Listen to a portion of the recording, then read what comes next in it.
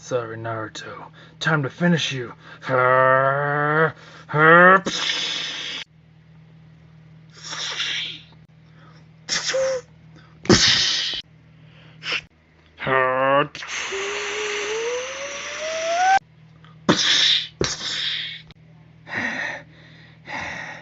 You think this is over, Vegeta? So for this deck, we have 4 legendary flutes, 3 newfound Son Gohans, 4 of the Super Combo Gokus, 4 Combo Killer Analza, 2 SPR Foos, 4 Sensu Beans, 4 Full Power Energy to save a hopeful future, 3 of the rare Piccolos, 4 of the Super Combo Piccolos, 4 of the SR Kami Piccolos, 4 Nails, 4 the 2-drop Dash Pack Piccolo Juniors, and 4 Dendes. This is the Super Saiyan 3 Piccolo deck profile. Goku's effect, discard 1 card from your hand, and you can choose to life become energy. On the other side, he is a 15,000 beater that untaps 3.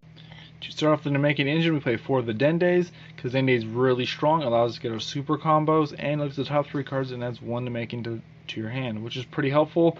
And it also allows you to do cool combos with Flute, and having a Namekian on board triggers your bond for most of your cards. Next we have Piccolo Jr. We have him at 4 because he has barriers, so you can play him early game and keep him on board, and your opponent really can't do much about it. Plus, if you have another Namekian on board, which is pretty easy to do, you draw 1 card when he attacks. So it's pretty nice to possibly do some damage and draw a card as well. Next on our list is Nail, the Namekian Ace, one of the best rares coming out of this set. It's honestly a better fucking Kale. All you have to have is 1 card on board, another card on board when it attacks, and it gains 5,000 attack points, which is awesome because it doesn't have to require another Namekian on board, so you can have anything on board and trigger the effect. Next on our list we have 4 of Kami Power Piccolos. This card's really fucking strong, having barrier and double strike, and if you have another creature on board, it allows you to blow something up. This card right here is incredibly deadly, especially when you summon them on turn 3 or turn 4. It allows you to blow stuff up constantly every turn, and your opponent can't kill it, and it just sits there. We honestly got really lucky the fact that blue is a Namekian super combo, so it allows us to play boost attack Piccolo, which means we can trigger it with our effects that allow us to search for Namekians, which is really freaking cool. Next on our list we have Reign of Terror King Piccolo. His effect is really good because he is a 25,000 beater. Let me move that out of the way real quick. 25,000 beater with dual attack, and after his second attack has completed, or whenever, you can just send him to the graveyard and untap 1 of your mana and then summon 1 of your 4-drop Piccolos, or a junior if you like, which is honestly, in my opinion, really fucking cool because this does a ton of potential damage. And this card right here allows us to summon our king on turn 3, which that right there does so much fucking damage. Being able to just pop out 4 potential damage, or your opponent can block it all, which means they're negating hella cards out of their hand. Definitely a lot of value. Getting into our bit more defensive cards, we have 4 Full Power Energy and 4 Sensu Beans. I recently moved up Sensu Bean up to 4 because this is a very strong card on the defense. Having 2 of those in your hand means your opponent most likely can't kill you. Full Power Energy allows you to get rid of your opponent's really annoying 1-drops, so they can't possibly go into other stuff and honestly do tons of critical damage. So Full Power Energy is a strong negate and allows you to blow stuff on the board. Sensu Bean allows you to access to more plays, and it also allows you to have a huge defense. Getting into some really spicy cards, we have Fu, Shrouded in a Mystery. This card is an amazing way to win. You honestly always get to turn 6 if you haven't won by then. Allows you to really mess your opponent up because there's so much draw power, and having 2 in the deck means you can see it. Combo Killer is an amazing card because your opponent's basically either taking damage, negating the attack, which is awesome, getting negates out of their hand, or they're negating 1 card out of their hand. Also, if your opponent wants to try to kill you, having 1 or 2 of these on the board and have your opponent constantly negating 2 out of their hand is fucking amazing. This card has barrier, so it just fucking sits there. And then the Super Saiyan Son Gokus, the combo Gokus, are fucking amazing. They allow you to pay 1 mana and 10,000, basically a pseudo super combo, so it really helps out the plays and allows you to push for damage or block some more damage. Getting into the last cards of the deck, we have 3 newfound Power Son Gohans and we have 4 legendary flutes.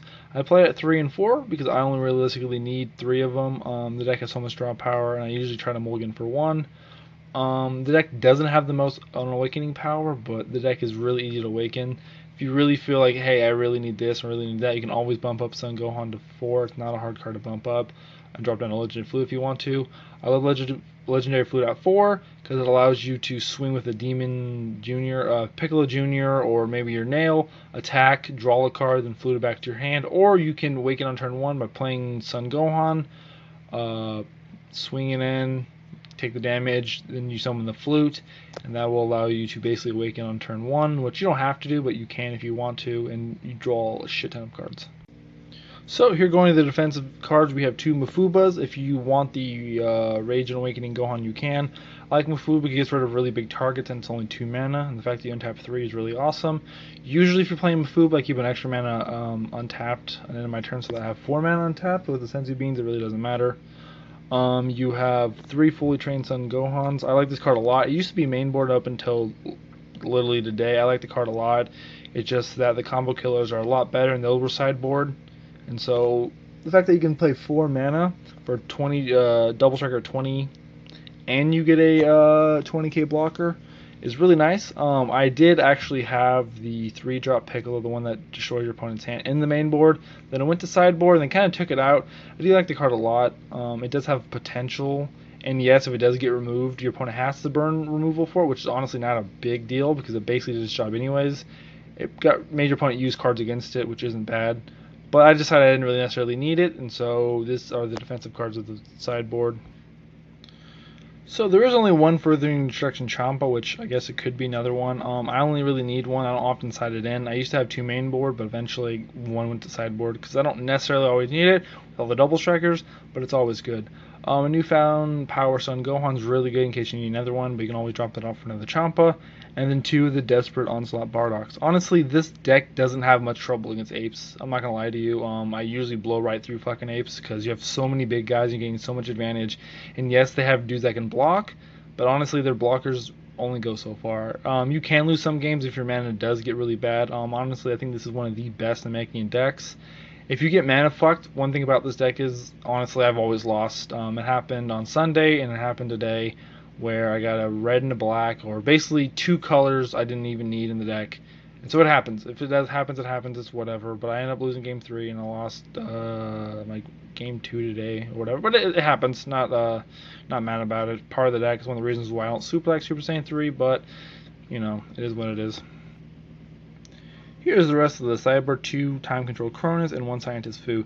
Time Control Krona will go main board if it's best of 1. I'm sorry, but I learned on Saturday, and it's honestly to draw 1 card. Just take out a fucking Nail or a fucking Demon Jr. You know what I mean? Just whatever. Running this card at 2 is not bad. Obviously, maybe take out one of your black cards. I don't know. Take out off-color cards, maybe a combo Goku, so that way you can kind of offset taking away green cards. But honestly, you have to main board it, in my opinion. If you don't have to, technically you don't have to. You can just play through it. But I'd rather not have to worry about it. Plus, I'm drawing a card. And then Scientist Fu, just in case my opponent seems to outdraw me or do a lot of damage. Scientist Fu is really good for another black card. Allows you to draw 2 on this, pretty effective. But you don't super need it. It also can also be a Champa as well. Remember, your sideboards really matter who's playing what at your locals. My sideboards are always changing depending on who I see there. I'd like to apologize for using such a bad video. I cannot get DBS decks to work or Shenron's Lair. I'm not entirely sure why. Every time I try to save the deck, it doesn't save. I'm logged in. I've tried on my laptop. I even tried on my PS4's browser. I've tried on my phone. I can't get the deck's profiles to save, so I do apologize about that. But we are giving away 2 boxes of set 4. If we can get 500 subscribers by the end of August, I will give out 2 boxes. Either I can do 1 box each 2 people, or I can easily give out 2 boxes to 1 person. Just like and subscribe to this video, and enjoy. And if you have any questions,